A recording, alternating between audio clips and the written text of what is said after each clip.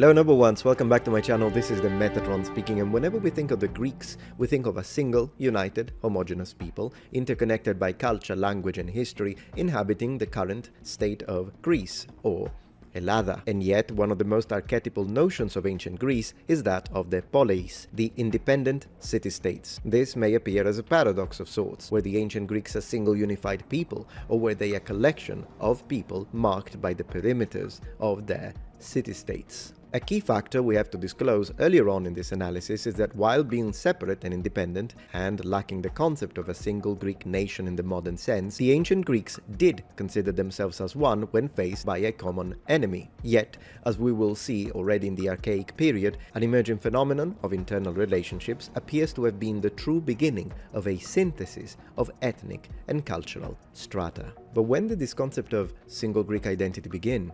What was there before? And how did this primal form of collective societal boundary come to be?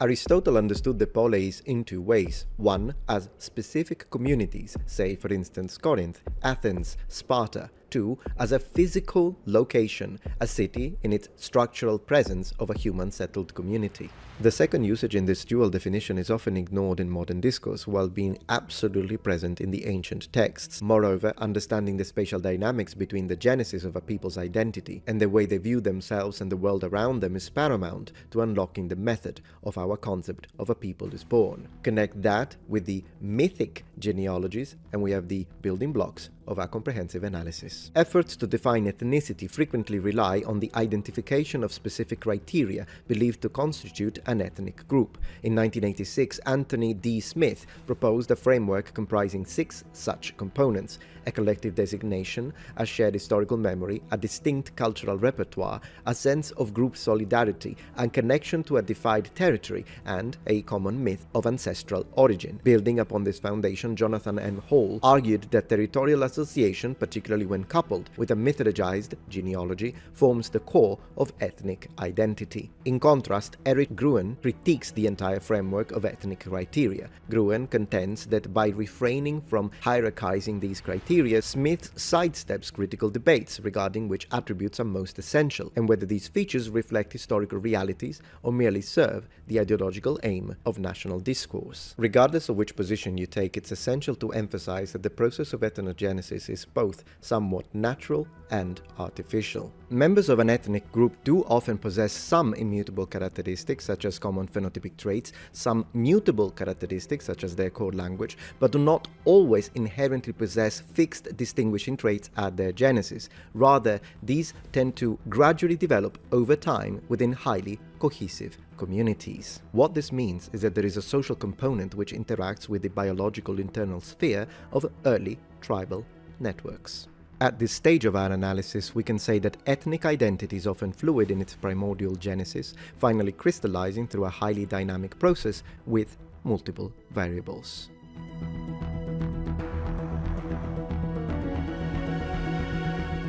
Classical Greece emerged from the period known as the Greek Dark Ages, or the Hellenic Middle Ages, which spanned from 1100 BC to 750 BC, following the collapse of the Mycenaean civilization. This pivotal historical event is often referred to as the fall of the Mycenaean palaces. As apparent by a careful analysis of available data-based structures, the decline of Mycenaean civilization occurred due to a variety of factors. An investigation of Linear B documents reveals that our current understanding of the societal collapse is riddled with questions and lacking in certainties. However, one thing is clear: the Dorians were not northern invaders or foreigners to Mycenaean society. Instead, they were one of the many ethnic groups comprising its social fabric, alongside the Achaeans, the Minians, the Perebi, the Ionians, the Cretans, and the Lacedaemonians, all of whom are attested in Linear B text. What likely occurred was a vast domino effect that also affected the ancient Near East. Even though modern historiography has tried to eliminate the notion of destabilizing invasions by foreign people, such movements and effects likely did occur,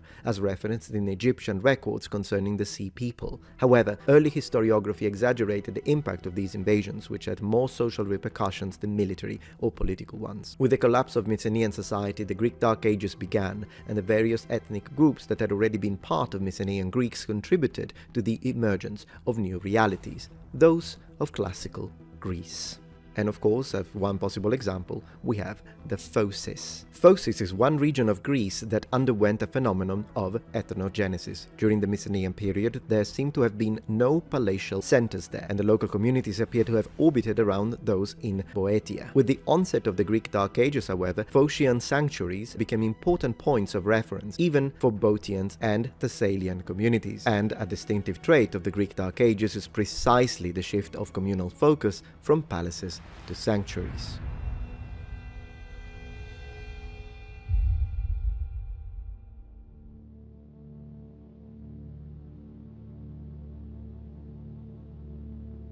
So, let's focus our attention to these ancient people, the Phocians and the Thessalians. In the famous catalogue of ships in the Iliad, the Phocians are mentioned as an ethnos, but this term should be understood in reference specifically to the inhabitants of Anopius and its immediate surrounding. The term Phocians also appears in the Shield of Heracles, an archaic poem attributed to Hesiod, dated between the 8th and the 6th century BC. In classical text, Phocis is mentioned chiefly in relation to a series of military episodes known as the Sacred Wars, which progressively led to the establishment of a true Phocian koinon, or league, centered around the sanctuary of Delphi. This was an independent entity, a military alliance with sacral overtones. Traditionally, the narrative structure includes 4 sacred wars, although it's unclear whether the first ever truly occurred, or whether it was a literary construct. The second war began when Sparta extended its control over part of central Greece. These were attempts to dominate the Delphic sanctuary, a narrative possibly fabricated by the Athenians. In the Mycenaean era, Thessalian society revolved around the palace at Dimini, but during the Greek Dark Ages, Thessaly appears drawn to the sanctuaries of Phocis. This is supported by the discovery of Thessalian fibulae, or brooches, at the Phocian sanctuaries of Hiampolis and Abae, objects identical to those found at the major Thessalian site of Therae. And within this, a crucial point is the following. Within Thessaly's social fabric, we also find the perioikic populations, neighboring people who, once defeated in battle, were incorporated into Thessalian society as subordinates. Their strict class structure resembled that of Sparta, and proper Thessalians resided in the tetrads, or 4 regional divisions. However, Thessaly was a polis perpetually inclined towards expansion, and according to Plutarch, at some point, prior to the Persian Wars, the Thessalians managed to assert control over Phocis. It is important to underline that the army also included units supplied by perioikic communities, who were now part of their society. The movement of people, the military conquests, the stratification of society are all early constituents of the genesis of a national identity.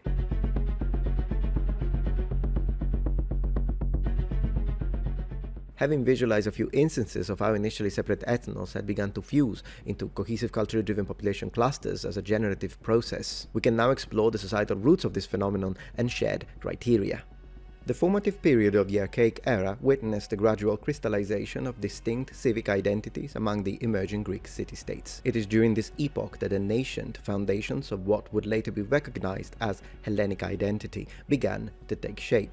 Initially autonomous in character, these city-states progressively engaged in intercommunal interaction, fostering socio-cultural affinities that laid the groundwork for an eventual collective ethnos. The fabrication of mythical genealogies during this period served dual functions. On one hand, they legitimized territorial claims by invoking descent from heroic ancestors. On the other, they manufactured a shared lineage that later generations of Greeks would retroactively embrace as evidence of ethnic cohesion. This process of identity construction was underpinned by common linguistic usage and the shared observance of religious practices, both of which played integral roles in daily life. These elements, language, cult, and lineage, came to serve as the primary indicia of Hellenic ethnicity. The ancient historian Herodotus, writing in the classical period, systematizes these markers in his narrative of the Persian Wars, presenting a retrospective and idealized notion of the Hellene that had not yet fully materialized in the archaic consciousness. In his histories, Herodotus codifies a form of self-recognition among Greeks, framed primarily through their opposition to the culturally and politically distinct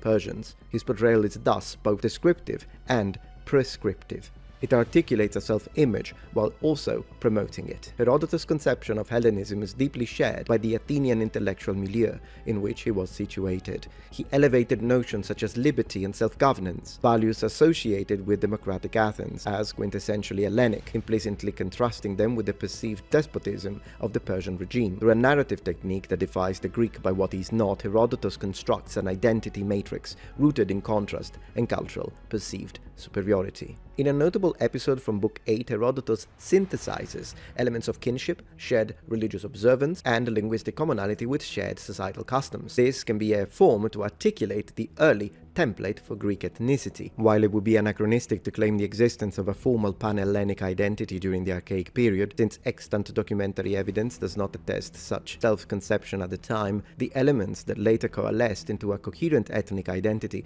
are already fully perceptible.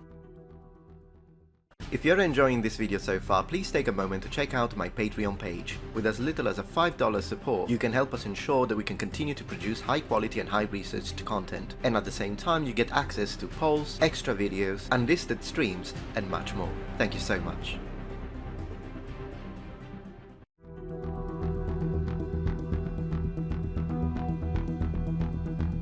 The emergence of a unified Hellenic identity was not a sudden occurrence, but rather the result of a millennium-long evolution, culminating in a construct that bears little resemblance to the fragmented realities of early Greek societies. The term ancient Greek itself is frequently misapplied, suggesting a degree of unity among the diverse communities scattered across the Aegean that did not, in fact, exist in any fixed or absolute form. The various ethni, developed along divergent cultural and political lines, coming together only sporadically and often under exceptional circumstances, are the truer image. Despite the apparent stasis of the preceding centuries, the socio-political landscape of early Iron Age Greece underwent a rapid transformation with the advent of the polis. The establishment of autonomous city-states afforded communities the space to cultivate unique identities. In time, these discrete developments would give rise to mutual recognition, a realization of shared trajectories that seeded the growth of a broader Hellenic image.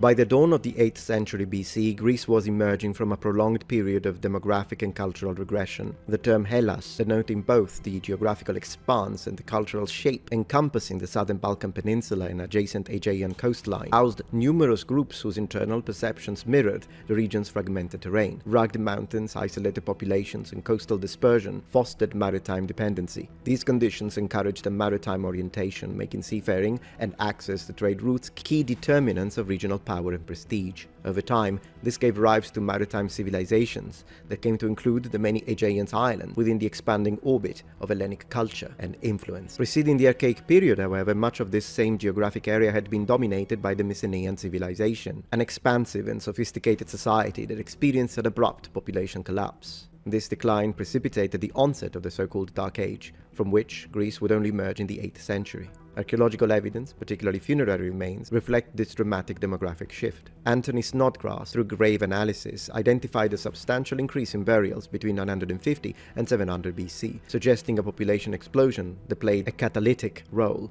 in societal regeneration. This demographic rebound did not in isolation inaugurate the Archaic Age, but it fostered environmental and societal conditions conducive to its emergence. The absence of contemporary literary sources aside from epic traditions attributed to Homer and Hesiod renders this period opaque. Nevertheless, material remains such as burial feasts and botanical analyses, such as pollen counts, provide precious insight into subsistent patterns. Evidence suggests a decline in arable agriculture across the 11th to the 9th century BC, consistent with a pastoral economy. By contrast, the early Archaic period sees the reintroduction of crop cultivation, indicating increasing sedentism and the re-establishment of permanent settlements.